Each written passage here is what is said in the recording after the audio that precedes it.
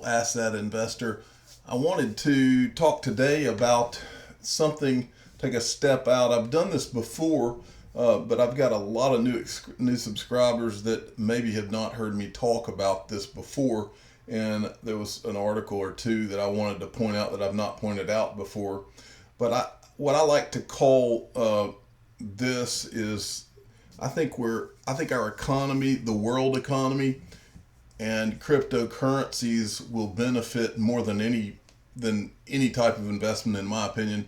I think we're in an economic perfect storm, and often we talk on here. I talk about XRP and the things such as Coinbase being added to Coinbase that could help the value of XRP, or the products that Ripple is creating and going to roll out, and when like XRapid could go live, and that will drive the price, or SBI over in Japan opening their SBI virtual currencies, all of the things around XRP that could drive the price up. But there is, in my opinion, something that is much larger than all of those individual things that we talk about, that I believe is going to send many cryptocurrencies into orbit over the course of the next year to 5 years, regardless of the individual characteristics of them. But the better digital assets such as XRP, of course, will do better in the short and mid and long term than the others. But it's worthy of talking about. This came to my mind because of this article at CoinDesk today. This was a debate between Peter Schiff in New York. Peter Schiff is a major gold bug. For those of you that have never heard of him, he owns a company where he sells gold, and he's a very smart guy. I mean, I've listened to him a lot over the years, and he's a very intelligent guy, and I agree with a lot of the things he says. In recent years, he is so vested in gold. I think he's made a mistake by becoming an anti-Bitcoin guy, or anti-cryptocurrency guy, maybe more specifically, because he's making a big mistake. I think gold and cryptocurrencies serve their purpose, and they're good in their own ways. But I think that ultimately the big picture that I'm talking to you about today, which is the perfect storm, I believe both of them will benefit. But I think that there are a lot of ways that cryptocurrencies are far better than gold and silver and those precious metals. But in this debate, he debated with Eric Voorhees, who's the CEO of Shapeshift. And just reading through the gist of Peter Schiff's argument, from reading between the lines, is that, and he says here, the biggest problem with Bitcoin and why it can never be used as money is because it has to be a reliable store of value, not just a medium of exchange. Well, I don't think Peter Schiff completely understands all of the dynamics of cryptocurrencies, because first of all, I don't think Bitcoin I don't even think this debate needs to be taking place. I don't think Bitcoin is going to be any kind of a currency. Anybody who's really in the know about this space knows that Bitcoin is really was the first technology through the door in terms of cryptocurrencies, and it's not fast enough. It's never going to be a medium of exchange. Yes, you could go and buy something, but it takes too long. It's never going to be that. All Bitcoin is ever going to be is a store of value, and the reason it's only going to be a store of value is because it's too slow to be anything else. And the only reason that that Bitcoin will end up being a store of value is only because it was the first one through the door. If an equivalent technology to Bitcoin was founded right now, and if I created something with the exact technology of Bitcoin, it would never go anywhere, because Bitcoin has already been way past in technology, not just by XRP, but by many of them. So that point is kind of moot to me. I don't. this is kind of a debate that doesn't even need to be had, because Peter Schiff, he's right if he's talking about how Bitcoin's not going to be a currency. It's not. But here's what I wanted to focus more on. Right down in here, this is what Peter Schiff said that's 100% correct. He says, what are the odds that Bitcoin's the best current cryptocurrency that's ever going to be invented? Nobody's come up with a better gold, he remarked. Okay, and in this he's right. There already are many cryptocurrencies that are better than Bitcoin, and for that reason it's not going to be a currency. It's going to be a store of value, and only because it had the first mover advantage. Simple as that. But here's where I depart from Peter Schiff. I believe that gold and silver are a great store of value. They always have been. I will always be a buyer of gold and silver occasionally. But the part that he does not understand about cryptocurrencies is really twofold, in my opinion. The first is that gold and silver cannot be moved in bulk with any kind of speed. You can't hop on a plane with any significant amount of value of gold and silver without being stopped and probably have it confiscated. Who knows? And that is a big, huge problem that cryptocurrency does not have. You can put your cryptocurrency on a thumb drive and go anywhere you want to, and nobody's stopping you.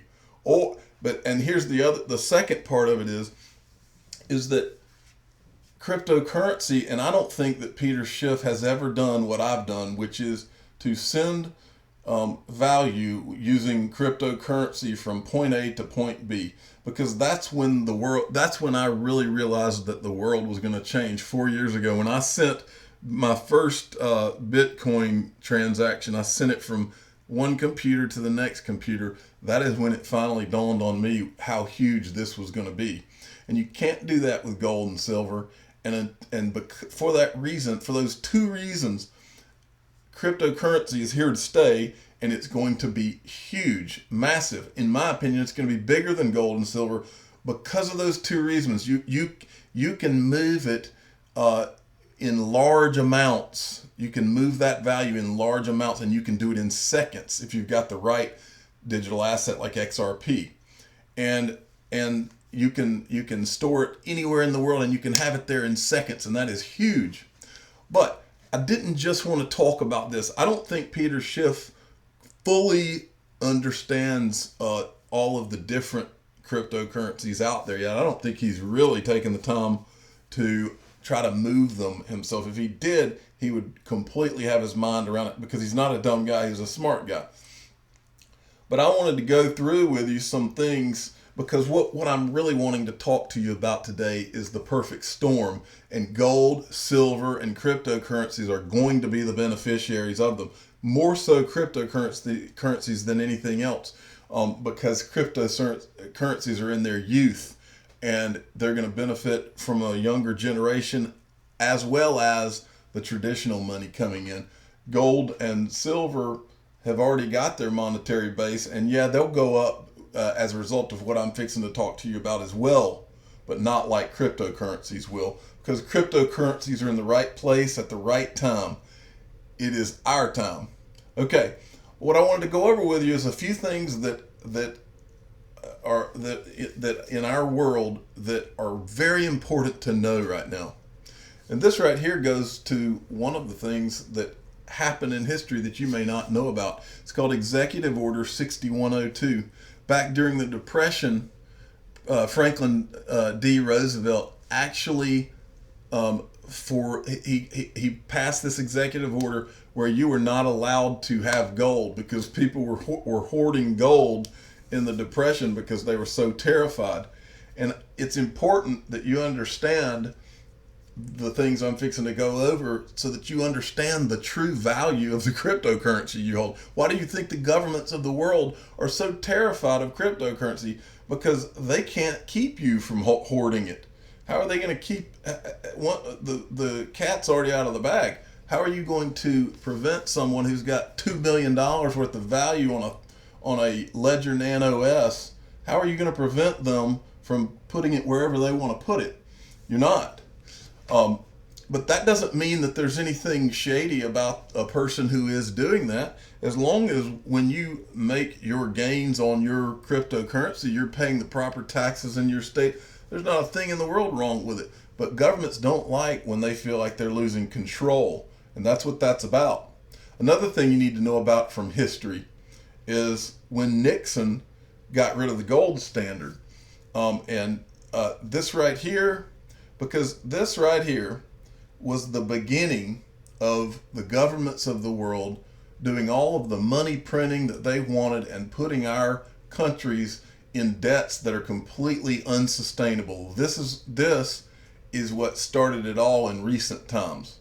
But I want to show you when it was also done. Hyperinflation in the Weimar Republic.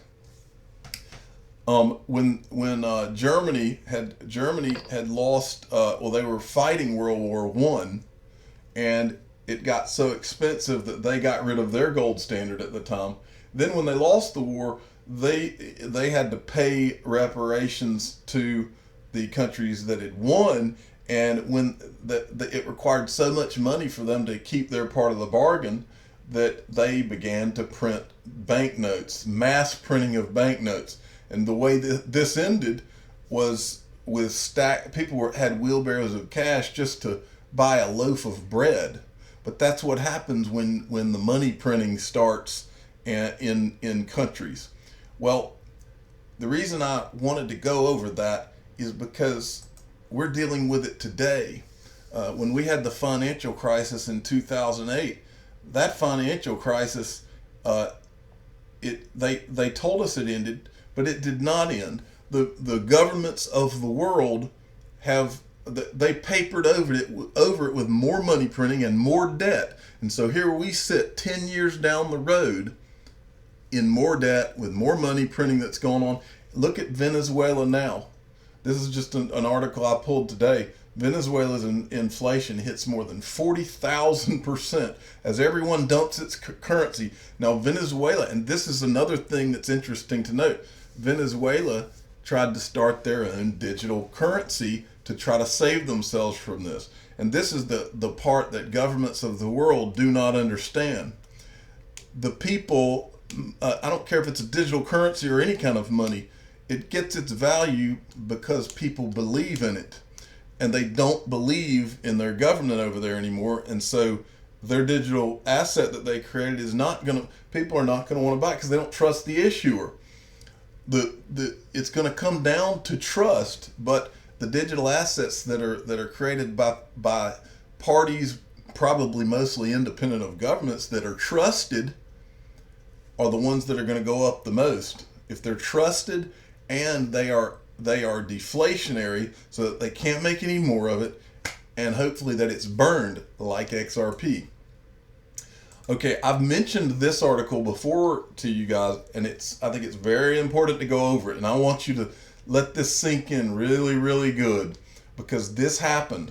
And this was from Zero Hedge, and the title of the article is "We've All Been Warned. The Cyprus bail-in model is coming to a country near you." So keep in mind, and before I go into this, I want to mention one other thing. There was an article I pulled from the Wall Street Journal, and it's this article right here. It says 10 years after the crisis. Okay, and I went way down here. Let me see if I can find it again. It's 10 years after the crisis, and they're talking about the things that have changed for good and for bad after the crisis. But here's the one that see it. That's not it. I'm almost there. Here's the one I wanted you to see. All right. The United States did not learn a thing from the financial crisis, and this is where what you really need to let sink in. And this isn't just the United States. This is just a chart of the United States. The U.S. public debt in March 2007, right before the financial crisis, was $5 trillion. March 2018, we are now at $15.4 trillion. This is unsustainable. But now I want to go back to this article, and I want to show you what these governments do when they get in. We already saw in 2008 in the financial crisis, we saw the bailouts. But I'm here to tell you, this is going to be their new improved bailout program. And trust me, and don't, if you believe that the citizens are not the ones that ultimately pay, ask the U.S. citizens if who did the bailing out last time after Goldman Sachs and all the wealthy Wall Street firms. They got bailed out, and then they turned around and gave themselves bonuses in the next year instead of doing responsible things. So they didn't learn anything. But this right here is what I want you to see. You heard bail out. Well, this is what they created. This is what's coming next. A bail-in. Basically, Cyprus got in trouble, and they went through. Cyprus went through a process of trying to formally get a bailout and all this. Well, where they ended up was on March 25th of 2013. They decided they agreed upon a bail-in. Is what they agreed on. Those depositors, now imagine this. What happened was a bank holiday was declared, okay? And and that means they shut your bank down where you can't get access to your money. Those depositors with over 100,000 euro either lose 40% of their money in the Bank of Cyprus or lose 60% lei. So they close their bank and they just flat steal 40% of your euros. 40%. If you depositors over 100,000 euro lost 40%, and then they open the bank back up and say, "Sorry, it's your civic duty to give us this money." Okay, this is where your cryptocurrencies come in, because this is what I want to show you. I remember this like it was yesterday. I want to show you a chart of Bitcoin, because this will happen again. Cryptocurrencies, right now they tell you, oh, cryptocurrencies are volatile, that's risky. Well, they tell you that because, and the dirty little secret is, cryptocurrencies are only going to be volatile while the market is still young. In other words, if the market is $100,000 and a guy sells $30,000 worth of Bitcoin, then of course it's going to move the market drastically. Right now, the market's at 200 and something billion dollars. So if a billionaire does something, a sale, that can really affect the market. But once the market gets to 10 trillion or 20 trillion, and that same billionaire makes that move, it's not going to do anything. In other words, cryptocurrencies are only volatile in the short run, but that volatility is also what's going to make us a ton of money. So now that I've shown you this article, this happened on March 25th, 2013. Their bail-in deal is agreed upon. What happened with Bitcoin during that time? All right, I pulled this chart. I pulled this from the 1st through April 25th. The 1st of March through April 25th. So that happened. You see how everything is just kind of flat, a little up, little down, little down. Right here is when that bail-in was agreed upon, and watch what those stairs from that time. So right in here, that would be Bitcoin somewhere around 78, 80 bucks, somewhere in there. From the time that bail-in was announced, look where it marched up to about $260. And that right there is huge. Don't forget this, because what this tells you is what cryptocurrencies really were an answer to and what they're really about. I wanted to finish by showing you one thing that's also a part of this whole pie, and that is traditionally when people get scared, when economies get scared, the world does a few things traditionally. Really a couple. Money flows very fast into gold, silver, and U.S. treasuries. U.S. Treasuries are considered the safest thing in the world. And so when times get really scary, and it happened during the financial crisis too, people go usually mostly to U.S. Treasuries. Well, for years and years and years, China has been buying U.S. Treasuries. They've been the major buyer of U.S. Treasuries. And so it's been the go-to place for people that are scared to park their money. Well, right now, China and the United States are sort of in a trade war. Well, guess what? The number one threat to that China has in a trade war versus the United States. They have $1.2 trillion of U.S. debt. At any time, China could just decide they wanted to dump a bunch of this, and all of a sudden, what safe havens do you have left? Well, in my opinion, you've got gold, silver, and cryptocurrencies. Cryptocurrencies being the best of the three options. And so I just wanted to tell you that to give you some food for thought, because that's where I believe all of this is going. Okay, I am not an investment advisor. I'm the digital asset investor. I wanted to make sure that I told you that. Please, if y'all would subscribe and pass this around and let your friends know. I am very appreciative of all my new subscribers, and if y'all hit the like button as much as you can.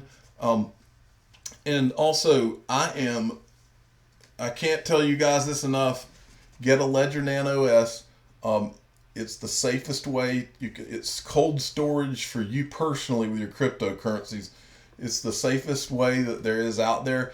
In the description of every one of my videos, there's a link that will take you directly to Ledger to buy your Ledger Nano S. It's a way for you to store your cryptocurrencies on. It's like a thumb drive. You can unplug it from your computer, and it's offline so that hackers cannot steal your cryptocurrencies. Also, if you want to buy your gear, your cryptocurrency gear, whether it's Ripple or Bitcoin or some other, I've got a store. Go in the description under all my videos. There's also a code that you can use to get 20% off. Well, thank you all, and have a good day.